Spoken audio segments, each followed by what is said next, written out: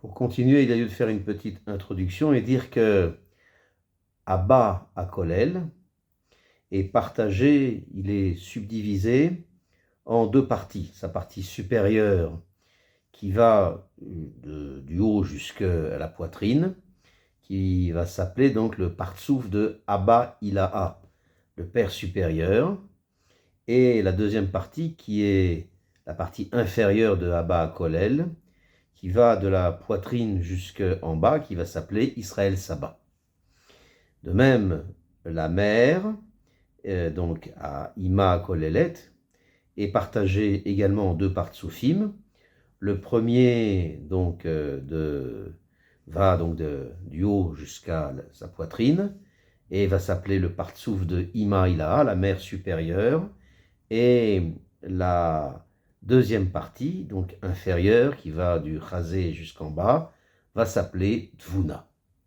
Donc les deux parties inférieures de Abba et Ima vont s'appeler Yashesut, Israël Saba et Dvuna.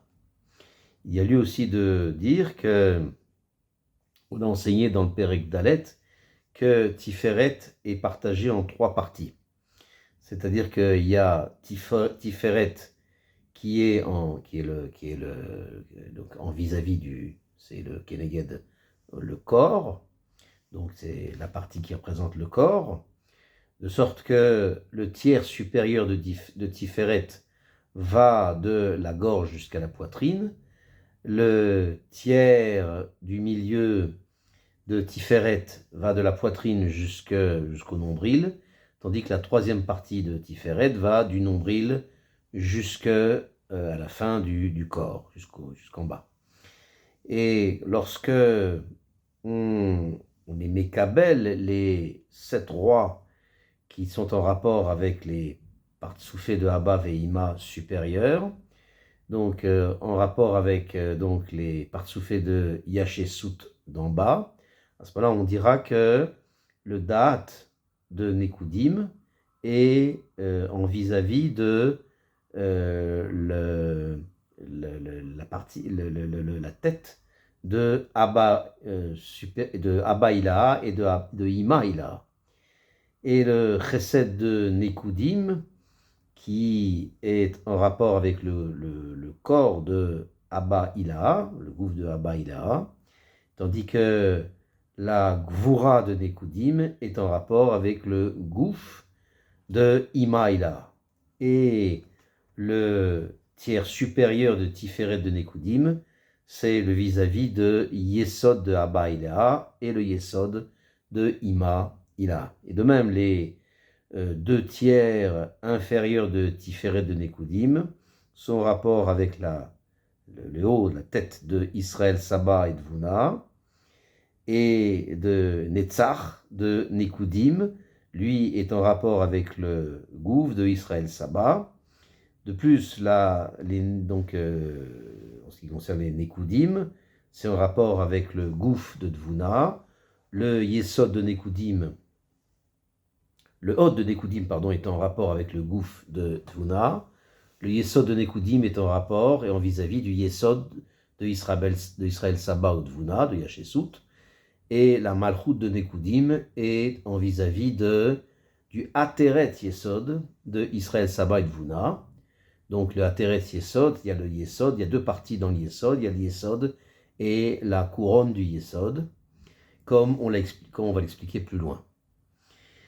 Alors maintenant, on va expliquer comment, lorsque meurt et donc se brise tout roi parmi les 7 rois, tombe donc tombe la partie arrière de Abba Veima. C'est ce que le Mahou dit maintenant. Vezeu biu rainyan, ine ka'asher na'arich metziut, Shiva Melachim Aelu, Be'arba Partsufim Shel Chochma Bina Israël Saba Udvuna Kadiskar Le'el Nimsa Ki Ad Sfirat Atiferet Shiu Melech Harevi'i Az Nigmeru Achore Abba Ve'ima Ilain Le Yared ou Kaasher Nishberu kol ashiva melachim, az yardu gam achore Israël saba udvuna.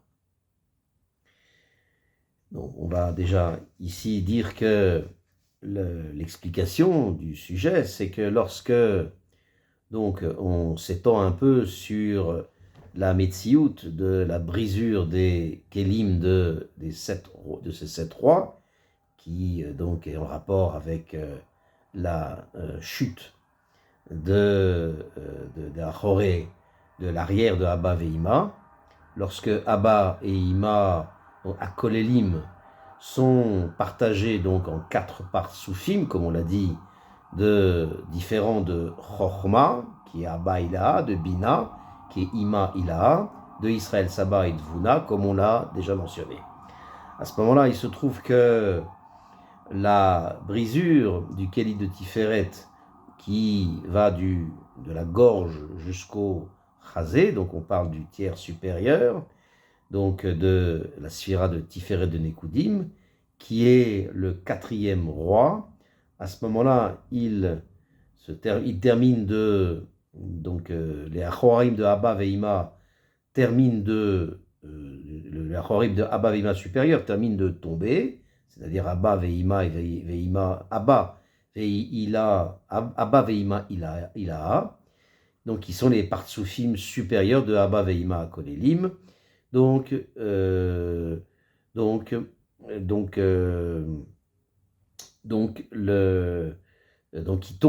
tombent leur arrière donc finit de tomber en bas. Et lorsque se brise la partie, donc le tiers médian du Melech Hatiferet, qui va du Chazé et plus bas, c'est-à-dire lorsque se brisent complètement tous les 7 rois, donc qui sont issus qui sont des 2 tiers donc des Tiferet, de tiers inférieurs de Tiferet jusqu'à Malchut. À ce moment-là, descendent également donc l'arrière de Israël Saba et Dvuna, qui sont donc, comme on l'a dit, les partsoufim inférieurs de Abba Veima à Kolélim. Vehine Adaat hu amelech arishon sheyatsa ubo ayu klulim kol a shiva kanitzkar le'eil. Donc maintenant, donc on va expliquer le seder de la chute des différents melachim. Donc on a vu dans Perek Dalet que donc dans les 7 rois, il y a Melech Hadaat, le roi du Daat, qui est le premier roi qui donc sort de Olam à Nekoudim du Kéli de Bina, donc de la mer, Ima, de manière à régner dans son Kéli. Et à l'intérieur, donc on l'avait vu, donc Kaloul, donc il y a les 7 rois, comme on l'a mentionné, que toute sphira donc, qui sort dans Olam HaNekudin, alors elle sort avec elle toutes les sphirotes qui sont plus basses qu'elle.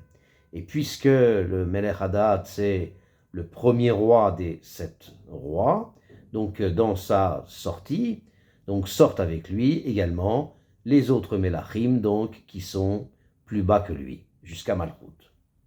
Veine Gvar Yadata, qui Ikar Ailaat Maim Nugvim, Em Abanim Asher Yatsu Shegvar Noldu Baolam, Velachen Ikar Ailaat Mi Mayan Nugvim, Ata Hu Al Yede Adaat Asher Va Yatsa Le Olam. Ki Barishona, Gvar Biarnu Shalosh Shelo Yotzrichu Maim Nugvim, Leaba Veima Rak, Salik Bereuta Bilvad. Alors, le Maharou nous dit que déjà, donc, on a vu que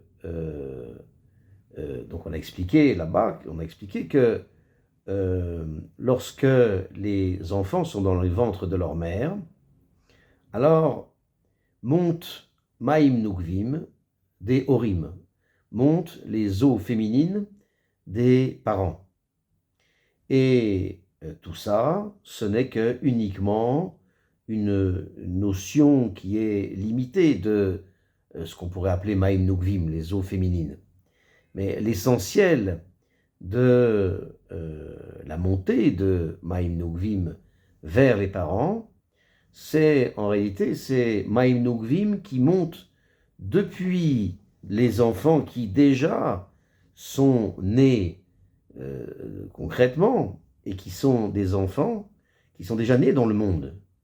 Et ils montent, et à ce moment-là montent Maïm Nukvim, donc monte Maïm Nukvim. C'est pour ça qu'en réalité, l'essentiel de la montée de Maïm Nukvim vers Abba Veima, maintenant, au moment de la Yetzia, de la sortie du roi du Da'at, c'est par le roi du Da'at qui est déjà sorti et né dans le monde, de manière à rentrer et à régner dans son Kéli. Et le Or, la lumière du Melech Da'at, donc du roi Da'at, c'est une grande lumière, car le Da'at englobe Chassadim, englobe les Choug, comme on a dit.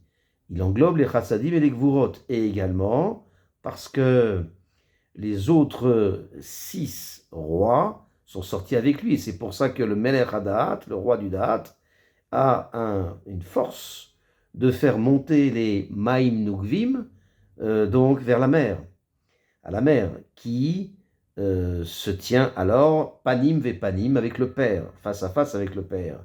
Car Abba veima, donc on fait monter les Maïm Nukvim dans le Keter qui est, on sait que le Keter c'est Arichanpin. Et ça provoque un zivug, miné ou bé, qu'on a expliqué à plusieurs reprises. Et donc, ça amène à eux les Choug, Chassadim et Gvurot, comme on va l'expliquer plus loin. Et toute le fait que ça amène les Maïm Nukvim, donc qui a été donc faite par le roi Da'at, donc tout ça c'est à l'instigation du roi Da'at, c'est précisément maintenant qu'au moment où c'est sa sortie et sa naissance à l'extérieur. Et a priori, la chose est un peu difficile parce que si avant que naisse le Da'at, celui qui fait monter les Maïm Nukvim Abba Veima, donc par sa force, est mélangé, donc il mélange Ima dans les 7 Melachim.